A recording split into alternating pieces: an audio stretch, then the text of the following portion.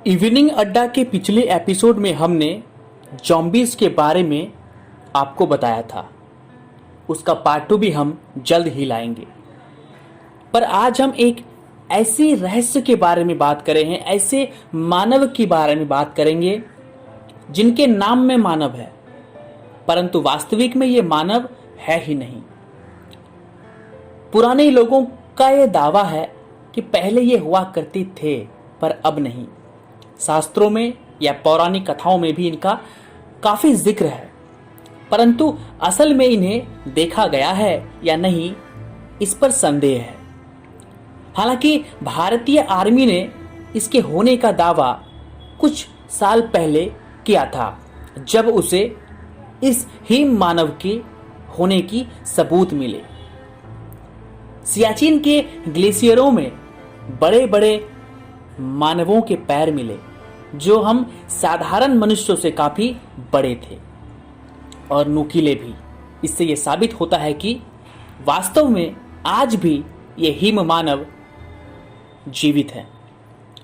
इन्हीं हिम मानवों को यति भी कहा जाता है या यटी भी कहा जाता है। हॉलीवुड की एक फिल्म है यति, अगर आपने नहीं देखा है तो उसको देख लीजिएगा, यूट्यूब पे आपको मिल जाएगी। उस फिल्म को देखने के बाद आप समझ जाएंगे कि मैं किस चीज के बारे में बात कर रहा हूं। तो आइए शुरू करते हैं आज की ये वीडियो। पुराण रामायण और महाभारत में उसके होने का उल्लेख मिलता है। हिमालय एक ऐसी जगह है जहां प्राचीन काल से ऋषि मुनि तपस्या करते रहे हैं, तो निश्चित ही वे उसे जानते ही होंगे।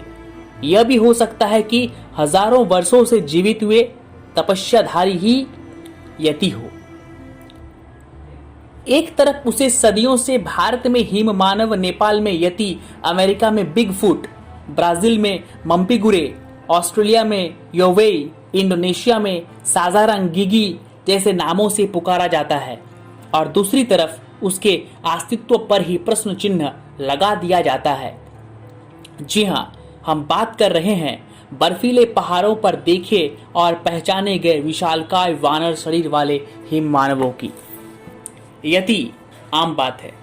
इसी तरह यति या हिम मानव और मानव की मुलाकातों के कई किस्से हिमालय पर्वतों के अनुभवी बूढ़े सुनाया करते हैं। भूटान में से कुछ बुजुर्ग ऐसे हैं जिनके लिए हिम मानव कोई आश्चर्य की बात नहीं है। उनके मुताबिक उनके जमाने में हिम मानव दिखना सामान्य बात था। 77 साल के सोनम दोरजी का कहना है कि यति का इतिहास सदियों पुराना है और वे आज भी जीवित हैं।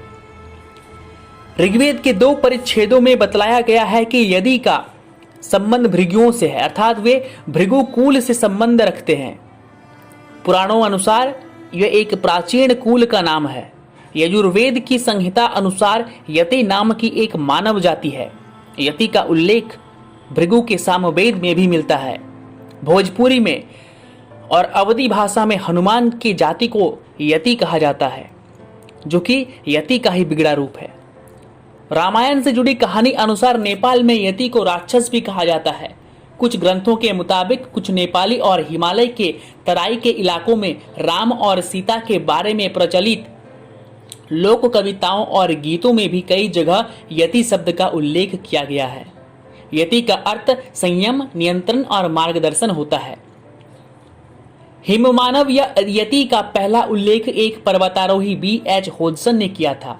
अपने हिमालय अभियान के अनुभवों में उन्होंने लिखा कि सन 1832 में उत्तरी नेपाल के पहाड़ी इलाके में उनके गाइड ने लंबे बालों वाले एक विशालकाय प्राणी की देखने की बात कही। होडसन ने साफ लिखा कि उन्होंने कुछ देखा नहीं, लेकिन इस घटना का जिक्र करते हुए उन्होंने अनजान प्राणी को यति नाम दिया, जिसके बाद यति के देखे जाने और पदचिन्हों की पहचान किए जाने का लंबा इतिहास रहा है। कई पर्वतारोहियों ने भी इसके देखने की पुष्टि की है। सन 1925 में पेशेवर फोटोग्राफर और रॉयल जियोग्राफिकल सोसाइटी के सदस्य M.A. टॉमवॉजी ने लिखा है कि उन्होंने जेमू ग्लेशियर के पास 15,000 फुट की ऊंचाई पर बालों से ढके एक विशालकाय प्राणी को देखा। टॉमवॉजी ने स्पष्ट रूप से लिखा कि उन्होंने उसे लगभग 200 मीटर दूरी से देखा। वे 1 मिनट तक उसे निहारते रहे। उसकी शारीरिक बनावट पूरी तरह से इंसानी थी। लेकिन शरीर पर बहुत मात्रा में बाल थे और सफेद। दिसंबर 2007 में अमेरिका के एक टीवी शो प्रस्तुतकर्ता जोशुआ गेट्स ने और उनकी टीम ने भी यति के स्पष्ट पदचिन्हों को देखने का दावा किया। और 2018 में भारतीय आर्मी ने भी सियाचिन के बॉर्डरों में यति के पदचिन्हों की देखने की बात की और उसका वीडियो भी वायरल किया, और उसका वीडियो आपको यूट्यूब पे मिल जाएगा। अबूझ पहली बनी सृष्टि की इस रचना पर कई किताबें लिखी गई है, वीडियो तथा फिल्में बनाई जा चुकी है। इसे आमतौर पर एक घृणित सोमेन के रूप में दिखाया गया है।